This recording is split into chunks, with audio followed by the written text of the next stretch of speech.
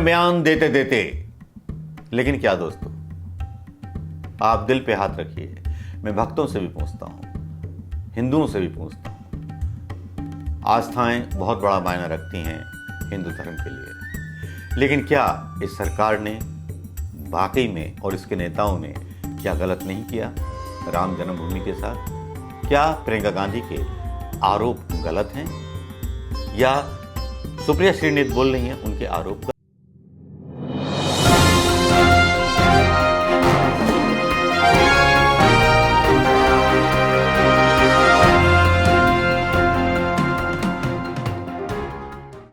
दोस्तों नमस्कार, मैं मनोज कुमार शर्मा एक बार फिर आपके बीच में लेकर के प्रियंका गांधी की वो एकदम हमलावर मुद्रा, जिस हमलावर मुद्रा में वो श्री राम जन्मभूमि के पीछे पड़ गई, उस करप्शन के पीछे पड़ गई जो भारतीय जनता पार्टी के नेताओं ने किया था। जी हां, उससे पहले सुप्रिया श्रीनेत भी आक्रामक नजर आई। उनका बयान यहां डालना चाहूंगा सुप्रिया श्रीनेत का, जिसमें वो उन भारतीय जनता पार्टी के नेताओं की चांद पर जूते बजाते हुए दिखाई देती हैं जो भ्रष्टाचार करते हैं भगवान के चंदे में। जी हां, सब ने अपनी अपनी आस्था से इस श्री राम मंदिर के लिए दान दिया था।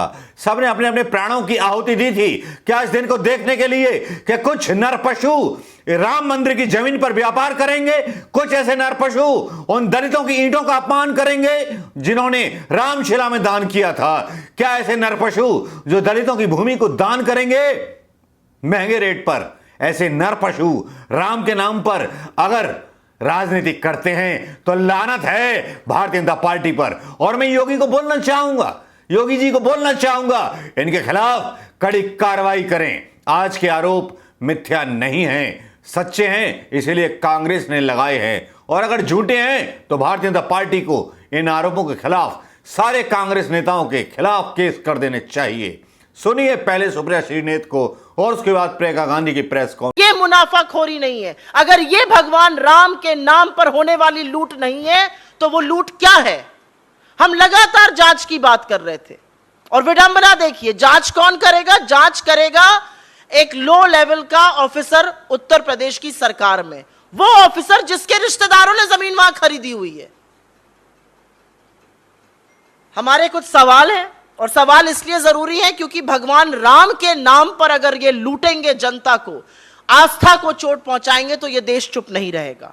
आज ये देश मोदी जी से पूछता है आप मौन क्यों हैं? आज ये देश अमित शाह जी से पूछता है कहां हैं आप? क्यों नहीं आप एक बयान देते हैं? क्यों नहीं आप इसकी निंदा करते हैं? क्यों नहीं आप भर्त्सना करते? क्यों आप नहीं निकाल फेंकते उन लोगों को जो इसमें संलग्न है, जिनका नाम अब अयोध्या का विकास प्राधिकरण दे रहा है? विपक्ष ने तो लगातार आपको नाम दिया, आपके कानों पर जू नहीं रहेंगी। क्यों मौन हैं आप? और क्या सजा होगी इन चंदा चोरों की? इस देश के व्यक्ति, हर व्यक्ति ने अपने सामर्थ्य अनुसार, जिसकी रामचंद्र में आस्था थी, अपने सामर्थ्य अनुसार कोई ना कोई चंदा दिया और उस चंदे की चोरी कर रही है भाजपा की सरकार और भाजपा के नेता मिलकर। उनकी क्या सजा होगी?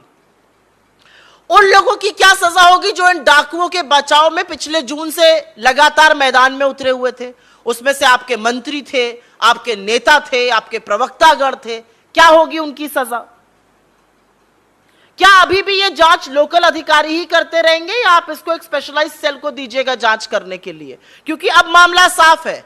एक डीएम कितने हद तक जांच कर सकता है एक विधायक, महापौर, सांसदों के खिलाफ, यह सर्वविदित है। और अंत में हम इस मंच से मांग करते हैं कि सुप्रीम कोर्ट, जिसके तत्वावधान में यह 15 सदस्यीय ट्रस्ट का गठन हुआ था, जिसके आदेश के अनुसार सरकार ने गठन किया था इस 15 सदस्यीय ट्रस्ट का, वो इस मामले का स्वतः संज्ञान ले और रामचंद्र जी के नाम पर होने वाली इस लूट को, इस घोटाले को, इस मुनाफाखोरी को, इस चंदा चोरी को तुरंत बंद करे। लेकिन हां, क्योंकि भगवान राम नैतिकता का सवाल है, मर्यादा का सवाल है। गरीब परिवारों ने, महिलाओं ने जो बचत की थी उसमें से भी सबने चंदा दी है इस ट्रस्ट के लिए। और एक अभियान भी चलाया गया था चंदा इकट्ठा करने के लिए। घर घर गए, चंदा इकट्ठा किया। ये सबकी आस्था है और इस पर आज चोट पहुंचाई जा रही है। जो सुरजेवाला जी आपको फैक्ट्स इसके बाद सुनाएंगे, इससे स्पष्ट है कि 3 चीज़ें हुई हैं। एक, दलितों की ज़मीन जो खरीदी नहीं जा सकती थी वो खरीदी गई है, हड़पी गई है। दूसरा कि कुछ ज़मीनें जो कम दाम की थी इस तरह से बेची गई कि ट्रस्ट को बहुत ज़्यादा पैसों के लिए बेची गई। इसका मतलब है कि जो चंदा का पैसा है उसके साथ घोटाला किया गया है, भ्रष्टाचार किया गया है। इसमें एक उदाहरण है जिससे ये बहुत स्पष्ट तरह से सामने आती है ये बात। एक ज़मीन थी जो 2017 में 2 करोड़ की किसी ने खरीदी। उन्होंने 2021 में उस ज़मीन के 10,000 वर्ग मीटर बेचे ट्रस्ट को। वो 8 करोड़ के लिए बेची वो ज़मीन। 10,000 वर्ग मीटर 8 करोड़ के लिए बेची। उस ज़मीन का उसी ज़मीन का दूसरा हिस्सा 12,000 वर्ग मीटर 2 करोड़ में किसी एक नाम लिखा है तिवारी जी, किसी रवि मोहन तिवारी जी को 2 करोड़ में बेची गई। कब बेची? 19 मिनट बाद। जो रवि मोहन तिवारी जी की सेल डीड है जिसके जरिए वो खरीद रहे हैं ये ज़मीन, उसमें अनिल मिश्रा जी जो सरसंघचालक हैं आरएसएस के और राम मंदिर ट्रस्ट के ट्रस्टी हैं वो गवाह हैं। और उसमें दूसरे गवाह कौन है? ऋषिकेश उपाध्याय जो अयोध्या के मेयर साहब हैं। तो ये दोनों गवाह हैं। 5 मिनट बाद रवि मोहन तिवारी जी उसी 2 करोड़ की ज़मीन को 18.5 करोड़ में ट्रस्ट को बेच देते हैं। तो अगर ये घोटाला नहीं है, भ्रष्टाचार है, नहीं है तो क्या है? जांच कौन कर रहा है? जिला अधिकारी के लेवल के अधिकारी कर रहे हैं। मतलब जिला अधिकारी के स्तर पर यह जांच हो रही है। राम मंदिर ट्रस्ट को उच्च न्यायालय के आदेश के आधार पर बनाया गया, तो ये जांच भी उच्च न्यायालय द्वारा होनी चाहिए, क्योंकि जिला अधिकारी के स्तर का इंसान मेयर को नहीं जान सकता। और ये तो एक ही मिसाल है। सुरजेवाला जी आपको इस पर थोड़ा और बताएंगे। 15 नवंबर 2017 को 2.3 हेक्टेयर जमीन 2 करोड़ रुपए में बेची गई। उसका रजिस्टर्ड सेल डीड हमारे पास है, प्रियंका जी की तरफ से हम आपको भेज रहे हैं। ये वो सेल डीड है। इस जमीन पर एफआईआर दर्ज कर दी गई, वो भी कहां? राम जन्मभूमि पुलिस स्टेशन जिला अयोध्या में 22 अप्रैल 2018 को, कि ये जमीन बेची ही नहीं जा सकती क्योंकि ये जमीन निजी ही नहीं है। ये वो एफआईआर है जो हम आपको भेज रहे हैं।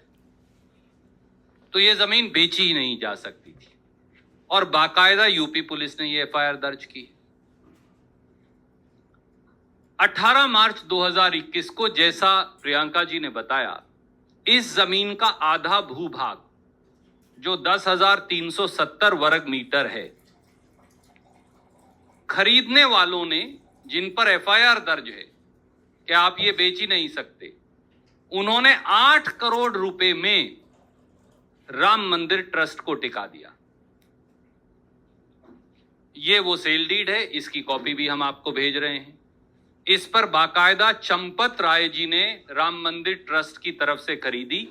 चंपत राय जी जो आरएसएस के पूर्व लीडर हैं और मोदी जी ने जिन्हें राम मंदिर ट्रस्ट का सचिव बनाया है। और इस सेल डीड पर भी अनिल मिश्रा, ट्रस्टी राम मंदिर ट्रस्ट, और ऋषिकेश उपाध्याय, मेयर भाजपा अयोध्या के दस्तखत हैं। तो पहली बात तो आधी जमीन ही 8 करोड़ में रख ली।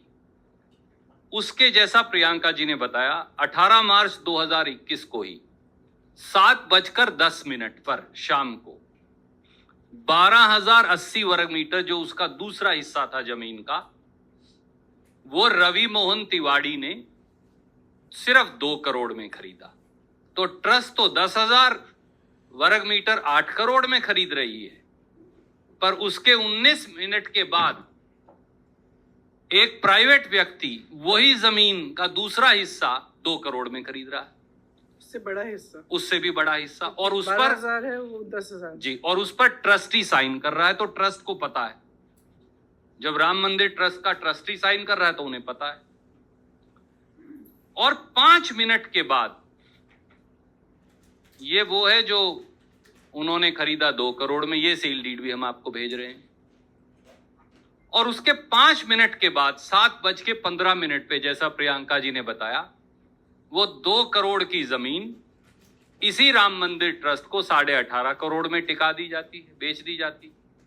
इस पर भी चंपत राय सचिव के दस्तखत हैं राम मंदिर ट्रस्ट के, और इन्हीं दोनों लोगों के, अनिल मिश्रा के, इस पे भी दस्तखत हैं, और उसी उपाध्याय के दस्तखत हैं।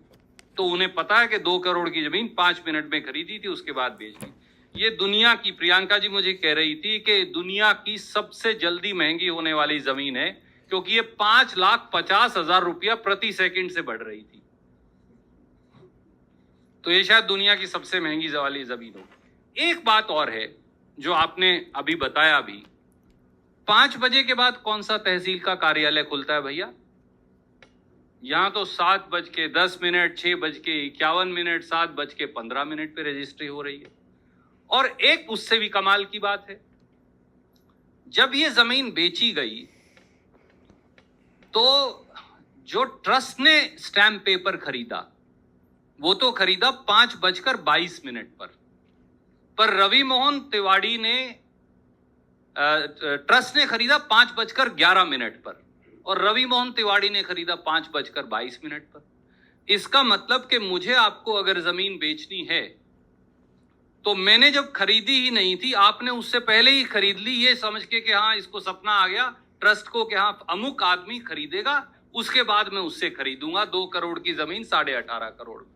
यह प्रेस कॉन्फ्रेंस आपने सुन ली होगी।